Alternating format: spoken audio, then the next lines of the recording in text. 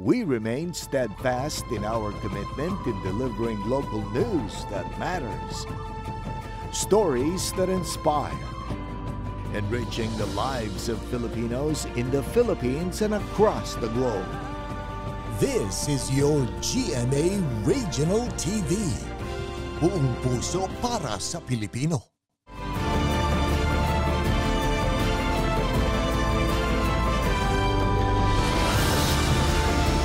Ito ang GMA Regional TV 1 North Central Luzon. Masantos yang aram na imbag gamale maya pagat panapon kapuso. Narito na ang 1 North Central Luzon. Hatid namin ang mga pinakamalaki at pinakahuling balita sa hilaga at gitnang Luzon. Live mula rito sa GMA Dagupan Station, ako po si Chris Zuniga. Nauwi sa Rambol ang basketball tournament na paliga ng barangay sa San Carlos City, Pangasinan. Nakaalerto si Russell Simorio. Sa kuha ng CCTV, kita ang paglalaro ng basketball ng ilang grupo ng kalalakihan na bahagi ng paliga ng barangay Agdao, San Carlos City, Pangasinan. Pero maya-maya lang, bigla na lang nagkagulo ang mga manlalaro. Pinagsusuntok ang player ng isang kupunan.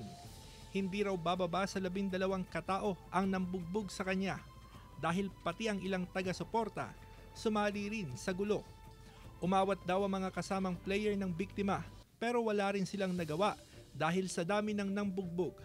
Ang biktima, ang 24 anyo sa si Edgar, di tunay na pangalan. Nagtamo siya ng mga sugat sa katawan. Ginarang ko po yung sumasagasa yung isa, may dalang bola. Bigla ko lang tinaas yung kamay ko, bigla nilang akong siniko, sabay dapa po ako na bagsak yung ulo ko. Hindi man lang tinayo ako bigla na lang akong sinuntog. Dito po, sabi nila, pinaspas nila ng yung upuan. Marami daw sila nagbugbog. Tapos yung mata niya, tapos yung dito niya, yung maraming sugat. Aminado si Edgar na nagkainitan sila sa paglalaro ng basketball. Magsasampa na po ng kaso yung anak ko, kaya lang hindi po sila nakikipag-ariglo. Ayon sa pamunuan ng barangay, nakatakdang magharap ang biktima at mga bumugbog sa kanya. Gusto ko nga both side makapag-ayos sila para naman kasi isang barangay din sila. Tumanggi munang magsalita mga nambugbog at nakiusap din sila sa barangay na wag silang pangalanan. Russell Simorio, 1 North Central Luzon. Ilang nakapasyal sa Bohol, kinondena ang itinayong resort sa gitna ng Chocolate Hills. May live report si Claire Lacanilaw. Claire? Chris, ang Chocolate Hills ay itinuturing na protected area at National Geological Monument. Kaya binatikos sa social media ang pagtatayo ng resort sa gitna ng Chocolate Hills sa Bohol. Tinaguri ang 8 Wonders of the World ang nakamamanghang ganda ng Chocolate Hills sa Bohol. Ngunit anong say mo kung tinayuan ng resort na may pool at cottages ang paanan ng mga burol na itinuturing na protected area at National Geological Monument? Umani ito ng samot-saring reaksyon sa social media. Para sa akin, hindi maganda kasi kumbaga, ang Bohol kasi, ang tourist spot niya talaga is yung Chocolate Hills. Kaya lang, kung may swimming pool na doon, parang iba namang attraction yon. Kaya para sa akin, against ako doon. Parang nung ginawa na nila yung pool doon, parang nasira na po siya. Kasi parang, yung papunta ka doon, Chocolate Hills, tapos may view na pool. Panira po. Sumagot din ang manager ng resort kung saan ipinakita nito ang mga permit para sila makapag-construct at operate. Ayon naman sa DENR Region 1, mahigpit na ipinagbabawal ang pagtatayo ng istruktura malapit sa mga protected area. Before ka mag-undertake ng activities doon, dapat mag-apply ka muna ng permit. Yung nagre-regulate ng mga activities dyan at policy-making body ng protected area. So, magsasubmit sila ng project proposal, then bibigyan niya ng clearance in the form of resolution. Sa Region 1, may 9 na protected area, kabilang ang Manlaluwag Spring Protected Landscape sa mga Tarim Pangasinan, Northern Luzon Heroes Hills at Besang Natural Park sa Ilocos Sur.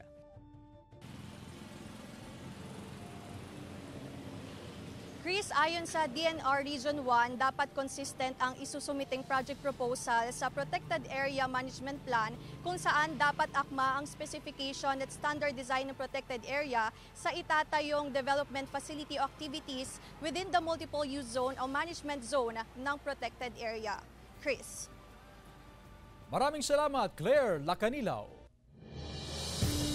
74 anyos na babae binangga matapos na batuhin ang dumadaang motorista sa Vintar, Ilocos Norte. Nakatutok si Gab de Luna. Kuha sa CCTV footage ang pambabato ng kahoy ng 74 anyos na ginang na si Reni Lianyo sa napadaang motorista sa tapat ng kanyang bahay sa Barangay Bulbulala, Vintar, Ilocos Norte, March 6 ng umaga. Maya-maya pa, bumalik ang rider ng motorsiklo upang kumprontahin ang matanda. Habang nagaganap ang komprontasyon, makikita ang tila pasadyang pagsagasa nito sa matanda. Natumba ang lola sa sahig habang humarurot paalis ang rider. Ang rason ni Lola Reni sa pambabato, ang palagi raw maingay at mabilis na pagpapatakbo ng rider kapag dumadaan. Amuyo ti kahit asawen, inaringgor nga motor kadagiti senyor, babakit kin lalakay nga kaskanyakon. Matapos mag-report sa pulis, napag-alamang barangay official ang nagmamaneho ng motorsiklo na tumangging magbigay ng pahayag. Pero desidido raw ang ginang nakasuhan ito. Sa investigasyon naman ng Vintar PNP, napag-alamang hindi ito ang unang beses na nambato ng rider ang matanda. At nagdudulot na raw ito ng pangamba sa mga dumadaang motorista dahil posible itong maging sanhi ng aksidente. Tuloy ma'am, matagal na itong gawain mo. Kaso yung mga nabibiktima niya is hindi pinapalampas na lang nila kasi matanda nga. Matandang dalaga ang 74 anyos na ginang at walang kasama sa bahay. Kaya kinausap na raw ng PNP ang barangay officials na bantayang mabuti ang matanda at agad i-report sa kanila sakaling maulit ang insidente. Kasama si Reynold Velasco, Gab de Luna, 1 North Central Luzon. Ipinag-utos naman ng DILG ang malawakang crackdown sa mga kolorom na sasakyan sa buong bansa. Narito ang report ni Jasmine Gabriel Galban. Nagbaba ng abiso ang DILG sa Public Order and Safety Office kaugnay sa malawakang crackdown sa mga bumabiyahing kolorom na tricycle sa mga Aldan, Pangasinan. Mahigit 300 na kolorom na tricycle ang tutukan ng poso. Giit ng poso, sapat na raw ang panahon na ipinagkaloob ng otoridad sa mga tricycle driver para makakuha ng prangkisa at permit. Ito na naman ang ating harapin, ang galing po sa DILG na ipapatupad natin sa itong illegal operation of kolorom operators public transportation. Bukod sa kolorom, mahigpit din tinututukan ng poso ang mga lumalabag sa illegal parking. Regular ang pag-iikot ng poso para sitahin ng mga pasaway na tsuper. Marami talaga yung pasaway na pumaparada pa rin kahit nakikita na nga yung no parking sign na nilagay natin dyan. Maganda nga yung ginagawa nilang ganito para kasi kung dito palagi traffic masyado na naman. Nakatakdang makipag-usap ang poso sa Sangguniang Bayan para irekomendang taasan ng multa sa illegal parking. Sa ngayon kasi, 100 pesos lang ang multa ng mga lumalabag sa illegal parking. Kasama si Daryl Peralta, Jasmine Gabriel Galban, 1 North Central Luzon. Pinag-aaralan ng otoridad ang pagkakaroon ng mass rail transit system sa Metro Vigan. Sundan sa report ni Ivy Hernando. Pinag-aaralan ng Vigan City Government ang paggamit ng Tranvia, isang mass rail transportation na iikot sa Metro Vigan. Nag-ugat ang ideya dahil sa tumitinding trapiko sa lungsod, lalo na tuwing rush hours. Sa panukala, mayroong 6 na line, 2 Vigan Line o Tranvia na iikot lamang sa Vigan City, Kawayan Line, San Vicente Line, Santa Catalina at Bantay Line. Matadamay na rin po yung pagprogreso ng mga ibang bayan. Kasi siyempre hindi lang naman Vigan ang papasyalan, kundi kung saan sila pumarada, magkakaroon rin ng mga hanap buhay doon. Job generation, livelihood generation. Gagamiting terminal ang kasalukuyang terminal sa Vigan, ngunit magdaragdag ng stalls, office space. Magkakaroon pa rin ng bus station at tricycle station. Maglalagay ng solar panels sa rooftop ng terminal para sa charging stations. Magtatayo rin ng Tranvia Station para sa mga pasahero na natukoy na ang lokasyon at Tranvia Stop Ayon sa city government, ang Tranvia ang mass transportation na ginamit sa Manila taong 1905 hanggang 1920s. Napaka-feasible daw ng proyekto para sa Metro Vigan. Yung tricycle, dadami po biyahe, dadami ang tricycle, dadami ang kalesa, dadami ang turista dahil sa turista. Pati dun sa mga karatig bayan. Pero tingin ng ilang namamasada, ikalulugi nila ang pagkakaroon ng Tranvia. Pero karamihan na sinasakyan yung mga turista ngayon, yung kalesa, hindi sumasakay sa tricycle. Eh kung meron yung mamatay din yung kalesa, baka doon nasasakay yung mga turista. 5 bilyong piso ang ilalaan na budget sa mass rail transportation na popondohan ng pribado, ngunit may revenue o kitang mapupunta sa gobyerno ayon sa city government. Kasama si Norman Raca, Ivy Hernando, 1 North Central Luzon. Mga natatanging babae na may malaking kontribusyon sa lipunan, kinikilala ngayong Women's Month. Tunghayan sa GMA Regional TV Presents ni Joan Punsoy. Hindi ka lang babae, ikaw ay natatanging babae. Ito ang pagpupugay ngayong selebrasyon ng Women's Month. Pagkilala ito sa natatanging nilang kontribusyon sa lipunan. Sa kabila ng kapansanan at edad, patuloy pa rin sa pagtuturo ang 55 anyos na gurong si Jeneline Macaalay. As a teacher, malaki ang kontribusyon ng isang babae para mahubog ang kaalaman ng mga kabataan. Sa kabila naman ng tirik na araw, patuloy sa pagkayod si Janet Andaya para sa kaayusan ng trapiko. Ano po yung makakaya ng mga lalaki, kaya din ng babae na magtrabaho din ko. At hindi hadlang ang kasarian para maprotektahan ang komunidad. Yung rule natin bilang isang babaeng bombero, ma'am, kayang-kaya. Kung kaya ng lalaki, ma'am, kaya din po ng babae, ma'am. Mapanatili ang ligtas na lipunan at may pagtanggol ang karapatan. Bilang isang WCPD o policewoman, pinoprotektahan po namin ang mga karapatan ng mga bata at mga kababaihan. Maging ang mga natatanging ina na tumatayo sa bawat hamon ng buhay. Bilang single mom, kaya din namin maging nanay at tatay sa mga anak namin. Saludo kami sa inyo, Juana. Joan Punsoy, 1 North Central Luzon. Ito ang GMA Regional TV 1 North Central Luzon.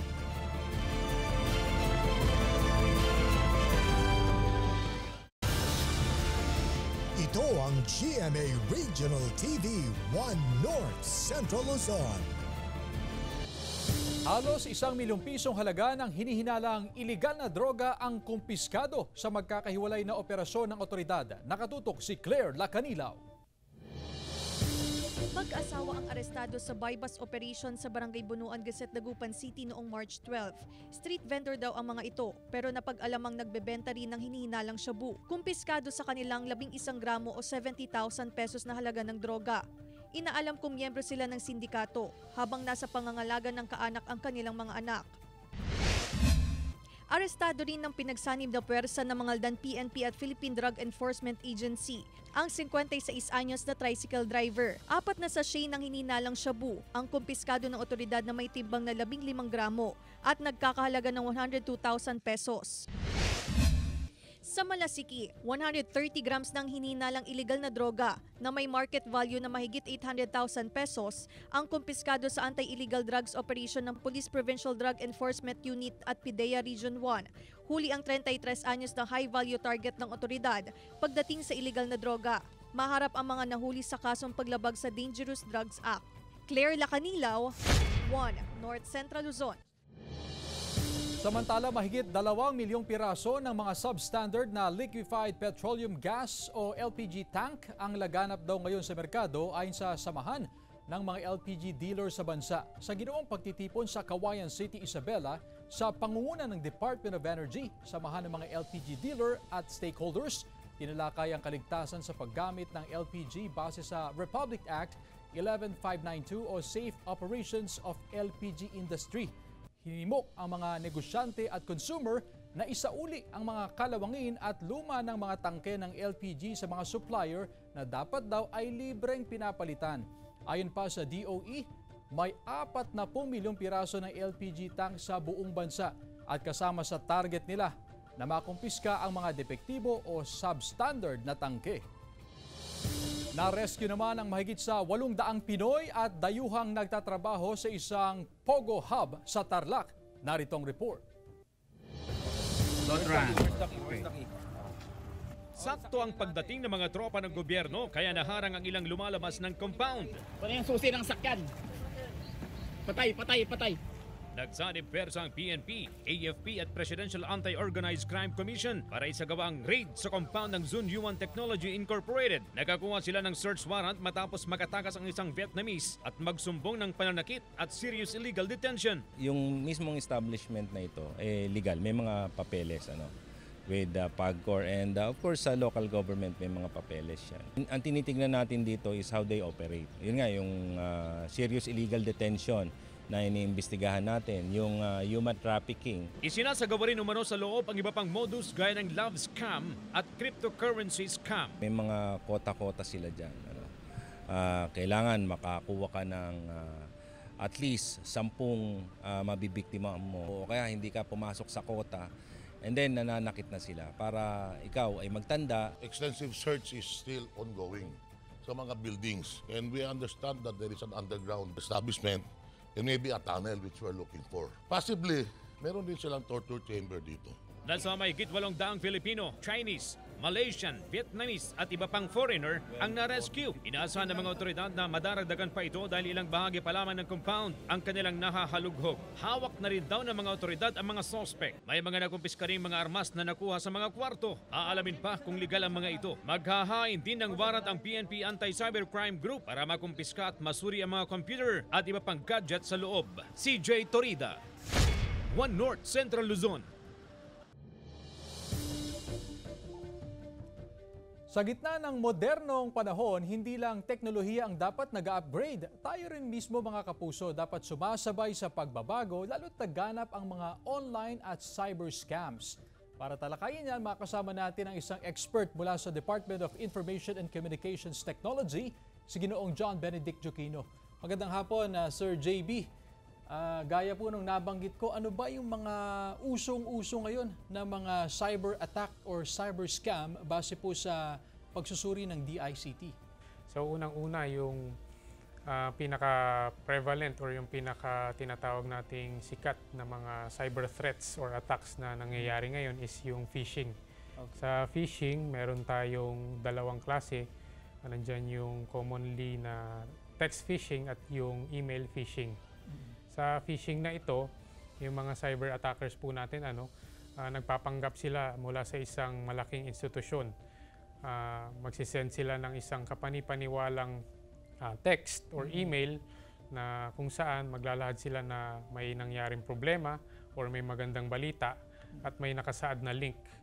Pag nakumbinsi na nila yung taong yon, ikiklik naman na yung link and then ma-access na nung perpetrator natin yung mga mahalagang impormasyon. So meron bang mga paraan para ito, masuri mo agad, sir? Unang-una po, unang paraan dyan is magduda na po tayo. If ever man lang nawala tayong history ng mga transactions, particularly sa pag-avail ng mga government transactions, magtaka na po tayo. Yes, number one, ano po ang dapat nating gawin? Halimbawa kung na-hack or na-compromise yung iyong account. If ever man lang po na ma-hack ang ating mga accounts, do as much as you can para ma-retrieve ang inyong mga accounts.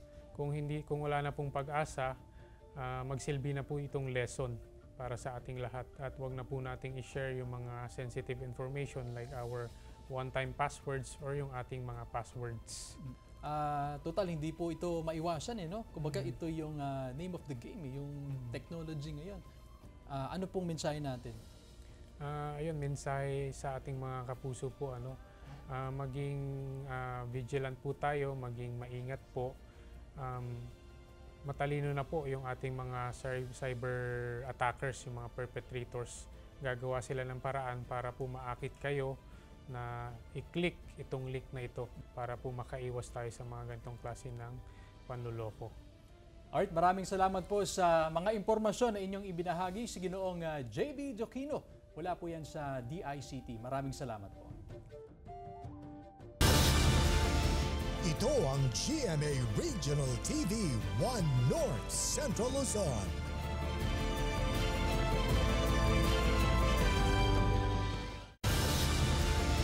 Ito ang GMA Regional TV 1 North Central Luzon. Pebrero nang idulog ng ilang residente at motorista ang problema sa mga butas at takaw aksidenteng drainage canal sa Barangay Poblasyon, Mangaldan, Pangasinan. Matapos ang halos isang buwan, naayos na ang problema. Nalagyan na ng mas matibay na manhole cover ang mga drainage canal. Kasunod nito, nakatakdang makipagpulong o makipag-ugnayan ang mga opisyal ng Barangay Poblasyon sa Sangguniang Bayan para hilingin na limitahan ang pagdaan ng mga malalaking truck sa mga alternate route sa naturang barangay. Dating pwesto ng Puto Stall sa Calasiao, Pangasinan, inaayos na ng DPWH para gawing sidewalk. Sundan sa report. Inaayos na ng DPWH ang pathway sa dating pwesto ng mga puto vendor sa Calasiao, Pangasinan. Gagawin itong sidewalk at lalagyan ng railings. Maglalagay rin daw ng ilaw sa daan na maaaring gamitin ng mga pedestrian, lalo na ang mga learner. Okay sa amin yun kasi kaligtasan ng mga bata yun eh. Mga mag-aaral, di ba? Okay yun, maganda yun. Matatanda ang inalis ang puto stall sa lugar dahil sa mahigpit na implementasyon noon ng road clearing operations. Inilipat at nakapwesto na ngayon ang mga puto vendor sa palibot ng plaza. Alisin din po namin yung dalawang Nara tree po doon, ma'am. Haba po na 121 linear meter po, ma'am. Nakipag-ugnayan na raw ang DPWH sa DNR para maiproseso ang cutting permit. Inaasahan na matatapos ang proyekto sa susunod na linggo. Target date po namin, ma'am, ay March 18 po, ma'am, 2024. Kasama si Ron Alister Tanyedo, Joan Punsoy, 1 North Central Luzon.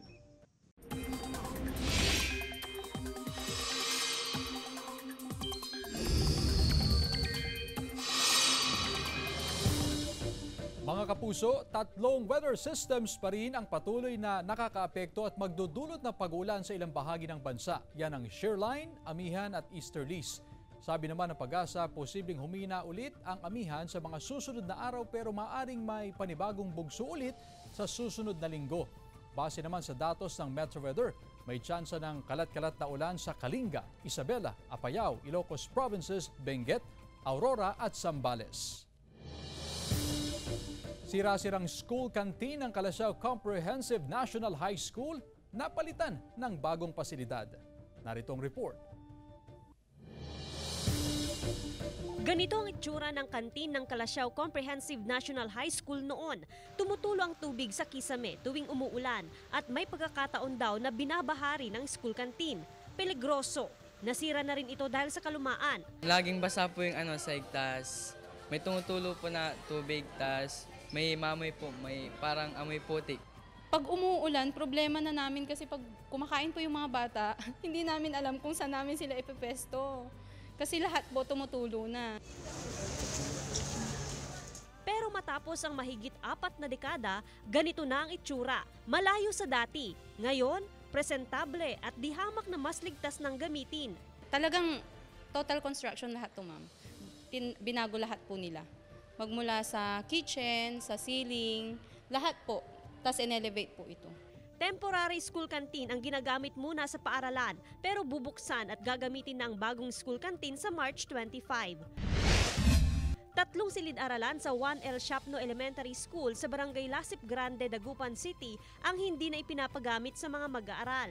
Bukod sa hindi magandang lokasyon ng paaralan na malapit sa talahiban, masyado rin umanong mababa ang elevation ng silid-aralan.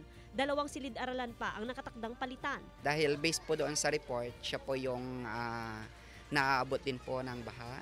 At saka isa pa po is, I think siya yung oldest po na building dito that is needing repair or replacement. Samantala, nagsagawa ng groundbreaking ceremony ang LGU sa ilang paaralan sa lungsod gaya ng Lumboy Elementary School para ito sa pagpapatayo ng karagdagang silid-aralan.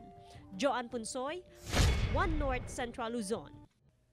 Narito na ang mga Ratsyada Balita. 2 linggo bago ang Semana Santa, abala na ang mga kamarero ng Iglesia Filipina Independiente sa Laoag City sa paghahanda para sa isang Lenten exhibit. Kamarero ang tawag sa mga deboto na nag-aalaga ng iba't ibang imahen na personal nilang pagmamay-ari.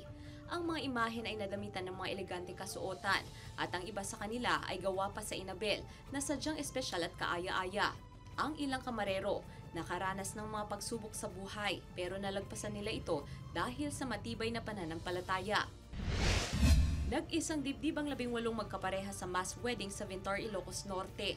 Namangha ang mga dumalo sa engrandeng setup para sa mga ikinasal. Mismo ang alkalde ang nag-officiate ng kasal. Ayon sa oldest couple na ikinasal, regalo raw nila ito sa 10 anak at 13 apo na kailangan din ng legal na dokumento mula sa mga magulang. Libre rin ang wedding reception para sa mga newlywed couple. Sa latest air quality monitoring ng Environment and Management Bureau sa La Trinidad, Benguet, lumalabas na nasa 70 to 19 particulate matter ang air quality sa Kilometer 5 La Trinidad. Ibig sabihin daw na nanatiling good ang air quality sa lugar. Nagiging mapanganib ito sa kalusugan kapag umabot sa P2M35 ang level. Ginawa ang testing sa kabila ng mga nagaganap na forest fire sa ilang bahagi ng Benguet. Gab de Luna, 1 North Central Luzon. Samantala, madaling araw pinasyalan ni Kapuso sparkle artist Herlin Budol ang pamosong Kalye Crisologo sa Vigan City. Kaya naman solong-solo ng kanyang team kasama na ang Regional TV ang paggawa ng vlog at pag-ikot sa heritage site. Na-appreciate daw niya ang ganda ng lugar na pamosong tourist destination sa Ilocos Sur. Tila walang kapaguran ang aktres dahil nagawa pa niyang rumampa at tumambling. Mapapanood si Herlin sa Black Rider alas 8 ng gabi mula Lunes hanggang Biyernes pagkatapos ng 24 oras. Maganda ditong kumanta, Bi. Bara-bara-bura, samanagat-bura. Tinan mo, 1, 2, 3, go. Uy! Andrea Torres, Lian Valentin at iba pang Kapuso stars papasayahin ang iba't ibang aktibidad para sa Paniki Fiesta 2024 sa Tarlac simula bukas hanggang sa weekend. Narito ang report. Tawagin na ang buong barkada at pamilya dahil lalong mag-iinit ang inyong summer sa Paniki Fiesta 2024 Variety Show kasama sina Andrea Torres at Lian Valentin. Abangan sila sa March 15, Biyernes, 7 p.m. sa New Paniki Public Auditorium, Paniki, Tarlac. Habang sa March 16, Sabado, mapupuno ng Kapuso Stars ang Coronation Night ng Miss Paniki 2024. Matutunghayan up close sina Rocco Nasino, Rabia Mateo, Yasser Mata, Bea Gomez at Dion Ignacio sa Night Full of Stars kasamang mga kandidata ng Miss Paniki 2024. Sa March 17, experience the Paniki Fiesta fever like no other. Bibigyan ng kulay at malafiestang saya ng ating Kapuso faves na sina Shaira Diaz, Martin Del Rosario at Josh Ford ang Grand Parade ng Paniki Fiesta 2024. Abangan sila sa Linggo, 3 p.m. Iikot ang parada sa major street sa bahay ng Paniki. Tara na at makifiesta, Kapuso! Joan Punsoy, 1 North Central Luzon. Samantala, mapapanood niyo po ang episode na ito at iba pang pinakahuling lokal na balita sa official website ng GMA Regional TV, www.gmaregionaltv.com. Pwede rin kayong bumisita sa aming official YouTube channel, GMA Regional TV, at i-click ang subscribe button para sa pinakamainit na balita mula sa mga rehiyon. Nais din naming pasalamatan ng mga kapuso sa Hilaga at Gitnang Luzon, maging ang mga kapuso natin abroad. Dahil sa GMA Regional TV, local news matters. At yan ang mga pinakamalaki at pinakahuling balita sa Hilaga at Gitnang Luzon. Maraming salamat sa pagsama sa amin pati na ang mga kapuso sa ibang bansa na tumutok sa mga balita sa rehiyon. Ako po si Chris Zuniga. Kami ang GMA Regional TV, 1 North Central Luzon. Buong puwersa para sa mas malaking misyon at mas malawak na paglilingkod sa bayan.